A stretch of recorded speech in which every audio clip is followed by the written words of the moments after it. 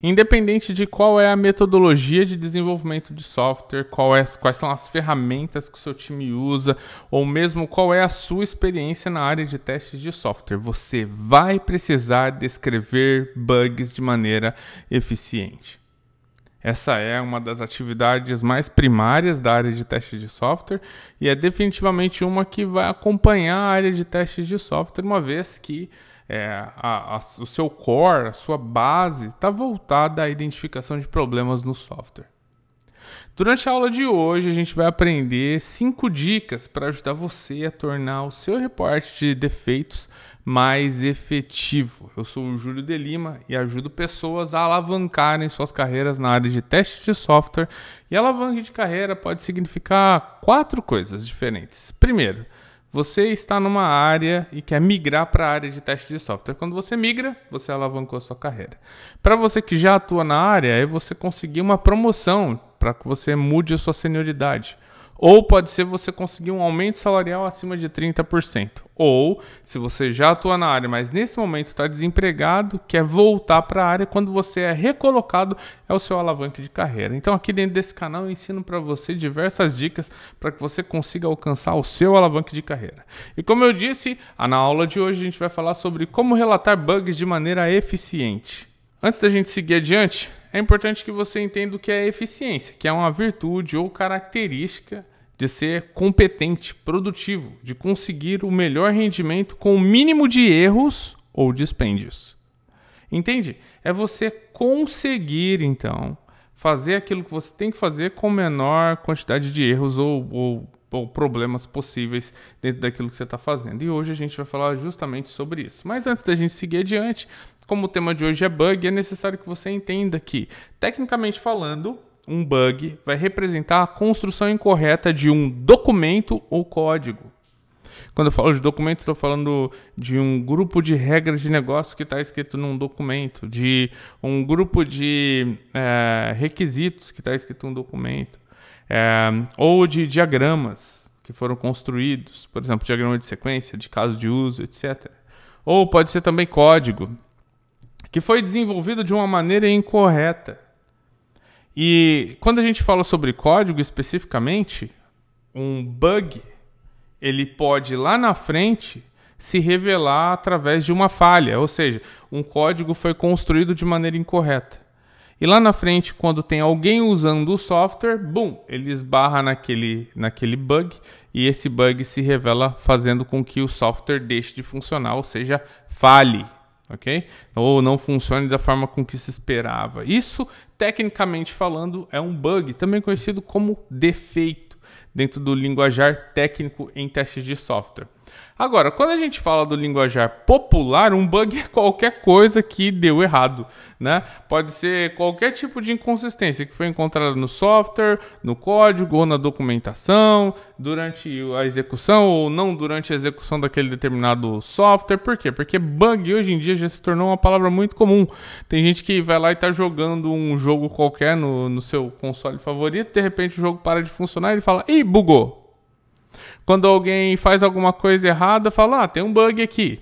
Quando o software deixa de funcionar, fala, olha, apareceu um bug aqui, encontrei um bug. Entende? Isso é o linguajar popular. Um bug, quando ele é encontrado, ele precisa ser descrito. E essa descrição, ela pode seguir um template. Existe uma norma dentro da área de testes e qualidade de software, que é a norma ISO 29119, dígito 13. Lá dentro tem um reporte de inconsistência. Tá? Esse reporte de inconsistência basicamente é um relatório onde você vai descrever quais são ali os problemas, ou qual é o problema que você identificou enquanto usava um software, certo? Esse reporte, ele vai ser um reporte que já tem um template, ele tem lá exatamente quais são o título, a descrição, quem é que encontrou, qual é a severidade, a prioridade, dentre outras. Mas a gente não vai falar aqui hoje sobre o template em si, mas saiba que existe sim um template por uma norma, né? Uma norma que é internacional. Mas também você pode simplesmente criar o seu próprio template e falar, olha, é o seguinte, dentro dos bugs que a gente encontrar aqui dentro da empresa, se qualquer pessoa encontrar bug, tem que colocar lá qual é o título, que hora encontrou, quem encontrou e colocar um passo a passo de como reproduzir, por exemplo, tá bom? Ou ainda tem uma terceira variação, que é a variação do que a ferramenta de gestão de defeitos, a ferramenta de gestão de bugs fornece a você. Então, sei lá, tem lá uma ferramenta que é o Bugzilla. Ele tem lá um template próprio de quais são as informações que você, que está descrevendo um bug, precisa informar para ele, certo? Então, essas ferramentas, elas já trazem para você um template específico, ok? Mas certo é que quem vai descrever ou os bugs que foram encontrados, precisa descrever de maneira que a pessoa que depois for corrigir o bug consiga entender essa descrição de uma maneira clara e de uma maneira completa. Então, quem reporta um bug, quem descreve um bug, descreve porque quer que alguém, que é um desenvolvedor nesse caso, corrija aquele determinado bug. Se a pessoa descreve lá um bug sem pé nem cabeça, a pessoa que vai tentar corrigir fala, não estou entendendo nada que a pessoa quis dizer aqui, logo não vou corrigir agora. Entendeu o que eu quero dizer? Então é super importante que você tenha uma clareza muito grande na hora de descrever aquele determinado bug. E aqui entra já o fato, né, que a gente está abordando aqui hoje, que é a questão da eficiência. Eu vou escrever de maneira eficiente, de modo que tenha a menor quantidade de erros possíveis, para que quando alguém for ler, consiga então ler e corrigir aquele defeito de maneira simples, né? Corrigir aquele bug de maneira simples. Beleza? Isso vai gerar então a produtividade, porque as pessoas que forem corrigir vão conseguir ler rapidinho, entender e já corrigir aquele problema, e também mais assertividade na correção. Porque uma coisa que acontece muito é assim: eu, Júlio, vou lá e encontrei um bug. Eu descrevo ele e descrevi de uma maneira bem ruim mesmo. O desenvolvedor entendeu de uma maneira diferente do que eu tinha descrito e corrigiu, achando que estava fazendo certo, mas estava errado. Por quê? Porque eu não descrevi direito o que era esperado, né, daquela determinada parte do software que, na minha opinião, tinha um bug. Entende o que eu quero dizer? Então é super importante que você tenha essa clareza na hora da escrita, né? A descrição incorreta então de um bug pode gerar retrabalho, esforço e tempo elevados. As pessoas podem demorar mais tempo para fazer, pode tentar fazer de um jeito, dá errado, ela vai, faz de novo, tenta de novo, dá errado, ela vai, tenta de novo, e assim vai elevando o tempo, que faz com que aquele defeito, aquele bug demore muito para ser corrigido, certo? Por isso, ser eficiente vai ser a chave para o sucesso no seu time. Então hoje, como eu disse para você, a gente vai aprender aí 5 dicas para como reportar bugs de maneira mais eficiente. A nossa primeira dica é: identifique os requisitos que provam que o comportamento atual não é o comportamento esperado. Ou seja, aquilo que eu estou vendo que parece ser um bug realmente é um bug. Por que você precisa prestar atenção nessa dica 1? Pelo seguinte: vamos imaginar que você está usando o software lá que o seu time de desenvolvimento acabou de construir.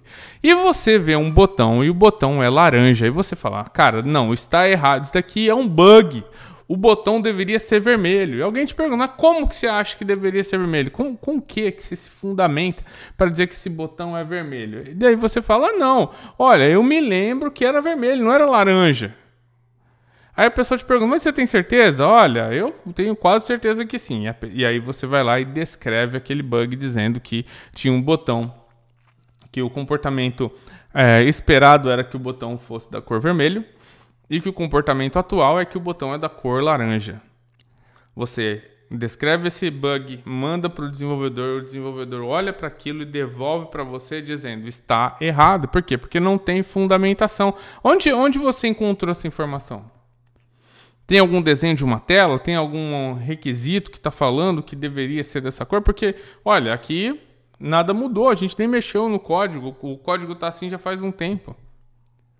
E aí você fala, não, é verdade. Mas nesse é verdade, já foi horas, já foi minutos seu descrevendo um bug. Já foi minutos do desenvolvedor tentando pensar em o que é aquilo. Depois olhando para o código para saber se o código mudou. Depois escrevendo para você um relatório formal de que você estava incorreto. Depois você dizendo que estava incorreto. Entende? Pode acontecer no meio desse caminho reuniões onde você vai discutir sobre aquilo e, sei lá, vai tomar tempo dos outros. E quando vai ver, você já gastou um tempão que não era necessário. O que você precisa fazer então?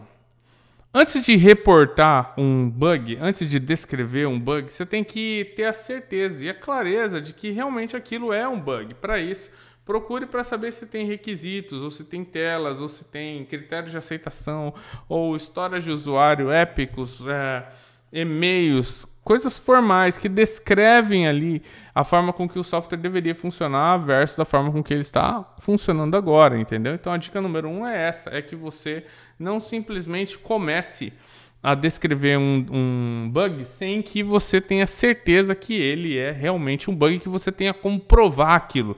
Porque quando você mandar para o desenvolvedor, ele vai falar, mas de onde você tirou isso? Você fala, daqui, ó, tá aqui. Tem uma tela que foi desenhada 3 meses atrás, olha aqui o botão aqui, ó, tá vermelho. Hoje você colocou laranja. Aí talvez ele fale, é verdade, eu coloquei um tom diferente, ficou estranho, eu vou colocar vermelho. Essa é a dica número 1. Vamos para a dica número 2. Reproduza o bug pelo menos 3 vezes antes de reportá-lo. É assim, ó. Fui lá, estava usando um software, que era um software de fazer transferências financeiras. Fui lá e coloquei o destinatário, coloquei R$500, fui lá e apertei o botão salvar e a tela deu uma piscada. Aí eu pego e já falo, não, já encontrei um bug.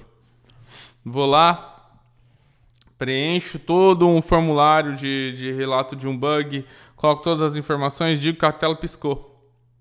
O desenvolvedor pega aquele bug, ele abre, ele coloca lá na máquina dele, ele pega e faz aquelas ações todas que você descreveu lá dentro e a tela não pisca. Faz de novo, a tela não pisca. Faz de novo, a tela não pisca. Ele chega em você e fala, ó, a tela não tá piscando não. Aqui no passo 8, você fala que a tela tinha que piscar, ela não tá piscando. Faz aí na sua máquina. Você faz na sua máquina, nada. Faz de novo, nada. Faz de novo, nada. Entende? Aí como que você prova que realmente aquilo aconteceu? Você se precipitou. Entende? Quer reportar um bug, quer descrever um bug, vai lá e faça isso depois de você reproduzir 3 vezes exatamente aquele passo a passo que você está descrevendo na descrição do bug. Por que isso? Porque assim você vai ter aquela confirmação de que, cara, realmente o problema está acontecendo. E problemas desaparecerem é a coisa mais comum da face da Terra. Você tem carro? Alguma vez seu carro já fez um barulho estranho?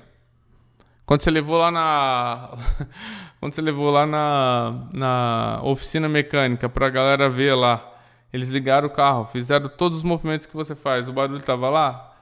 Não tava? Entendeu o que eu quero dizer? Isso também acontece com software. Às vezes é só uma coisa que sabe, que você nem conseguiu mapear, nem conseguiu documentar e nem sabe exatamente que hora que acontece ou não. Então é super importante que você faça essa questão aqui da dica 2 de tentar reproduzir pelo menos umas 3 vezes antes de descrever o bug, tá bom? Dica número 3. Descreva o passo a passo a ser utilizado para a reprodução do bug em detalhes. Ou seja, abri o browser, cliquei na barra de pesquisa, digitei o site, cliquei no campo login, digitei, cliquei no campo senha, digitei, cliquei no botão logar ou pressionei a tecla enter, entendeu? Vou colocar em detalhes ali as ações que eu realizei para chegar até o momento em que aquele bug vai poder ser reproduzido. Só isso? Não. Vou colocar também quais são configurações que foram utilizadas para o teste, as versões dos sistemas, quais são os sistemas que estavam sendo testados, quais eram os dados que estavam sendo utilizados, meu usuário, minha senha aqui, por exemplo, quais eram os que eu utilizei, e diversas outras informações que você achar importante colocar dentro dessa definição. De modo que qualquer pessoa possa reproduzir esse bug lá na máquina delas ou nos sistemas, nos servidores onde você está testando. Isso é mega importante. Por que, Júlio? Porque sem isso, pode ser que você esteja errando na descrição do defeito. E aí você não vai ser eficiente. Entendeu? Dica número 4. Utilize o título do report, ou seja, a descrição do bug, ok? Como uma forma de sumarizar de maneira clara e objetiva qual é o problema que está ocorrendo. Então, o que acontece? Muitas vezes a pessoa vai reportar lá um bug, né? Vai descrever um bug, e ela escreve um título que é um título fraco. Por exemplo, a tela de login não funciona. Ou a transferência não funciona. Entende? Você tem que ter uma forma mais clara de falar sobre aquele determinado problema e específica. Olha, se você está lá fazendo um teste e a transferência ela funciona corretamente, mas o seu saldo não é atualizado durante a transferência, você vai colocar um sumário que descreva isso, como por exemplo, a transferência é realizada, mas o valor do meu saldo não é, causando um possível prejuízo ao cliente, né? Ou aqui nesse caso um possível prejuízo ao banco, né? Por quê? Porque tentou fazer aquela determinada ação e não funcionou e vai causar um prejuízo ao banco. Qual que é o problema aqui? O problema é que quando a gente tem essa tentativa de transferência, o valor do saldo do cliente não é alterado. Perfeito. Mas se você não descreve muito bem esse bug, vai ficar difícil dos desenvolvedores conseguirem comprar a ideia de corrigir esse bug agora. Entendeu? Agora, quando você mistura, quando você dá uma descrição específica e ainda mistura com qual é o problema que vai acontecer, né, com a empresa ou com o cliente, isso já traz para eles uma sirene ali na cabeça. Eles falam, não, a gente tem que corrigir esse bug aqui, porque esse bug vai gerar prejuízo para o banco e isso vai custar aí a nossa paz. Né? Então, lembre-se disso, de colocar um título que seja realmente claro, sabe, objetivo. E conectado com os problemas que podem serem acarretados a partir daquele bug. E a dica número 5 é: adicione evidências que mostrem o comportamento encontrado. Então, a cada vez que você está lá fazendo essas ações, ou você está filmando a tela, ou você está tirando screenshots, ou seja, tirando fotos. Para cada ação você tira uma foto para demonstrar. E é importante também que nas fotos você coloque também data e hora, se possível. Por que isso? Porque depois a galera de desenvolvimento que for investigar aquele bug vai ter as horas e vai poder então consultar o que a gente chama em tecnologia de logs, que são eventos que ficam gravados dentro de um arquivo técnico.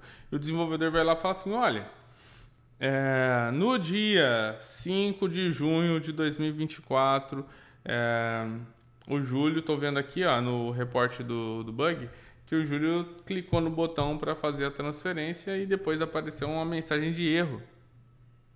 Ele vai lá dentro dos logs, procura 5 de junho de 2024 e procura lá quem é que estava realizando a ação naquela determinada hora e encontra. E aquilo ajuda ele a conseguir corrigir o problema, entendeu? Então tem que ter essa questão da data e hora, do passo a passo, do comportamento, o que estava acontecendo, para que as outras pessoas consigam investigar isso depois, né? Deixe isso visível de alguma forma dentro da evidência. Ou você escrevendo por texto, ou você conseguindo tirar foto com o calendário sendo visível, entendeu? Qualquer uma dessas abordagens pode funcionar e ajudar muito a galera do seu time, fazendo com que o seu reporte de defeito seja mais eficiente. Entendeu aqui? Legal. Dica bônus. Muitos defeitos que são escritos de maneira eficiente ainda assim são rejeitados pela ausência de um título representativo. Por isso, todas as vezes que você for descrever um título de um bug, coloca também qual é o risco que está vinculado àquele bug. Lembra que eu falei aqui que é um prejuízo pode ser causado para o banco? Então, se você tem uma previsão de qual é esse problema, vai lá e coloca. Transferência realizada, mas o saldo não é atualizado. E que sendo uma possível causa de milhões em prejuízo para o banco. Sabe assim? Se você souber quantos milhões, coloca lá em 15 milhões de prejuízo para o banco. Por quê? Porque isso, quando alguém bater o olho, vai saber que aquilo é um defeito que precisa ser corrigido. Vai abrir e vai ver lá que você escreveu bonitinho, de uma maneira eficiente, aquele reporte do bug e vai conseguir corrigir de uma maneira super simples. Você gostou dessas dicas? São dicas que foram extraídas da minha mentoria em teste de software. É o meu treinamento onde eu preparo pessoas para conseguirem alcançar o seu alavanque de carreira através da área de teste de software. Então lá dentro a gente tem diversos módulos e um módulo específico para gestão de bugs, para que você aprenda como gerir e também outras diversas dicas, desafios, dinâmicas, mentoria ao vivo, convidados especiais, aulões, workshops, tudo para ajudar você a se preparar para alcançar o seu alavanque. Por isso, se você quer alavancar, é através da mentoria que você vai conseguir alcançar esse seu objetivo, beleza? Se você gostou dessa aula, clica no botão curtir. Se você amou essa aula, deixa um comentário. Se você acha que essa aula pode ajudar outras pessoas, compartilhe. E se você gostou desse conteúdo e quer continuar recebendo outros, inscreva-se aqui no canal, beleza? Um abraço e a gente se vê no próximo vídeo, hein? Tchau!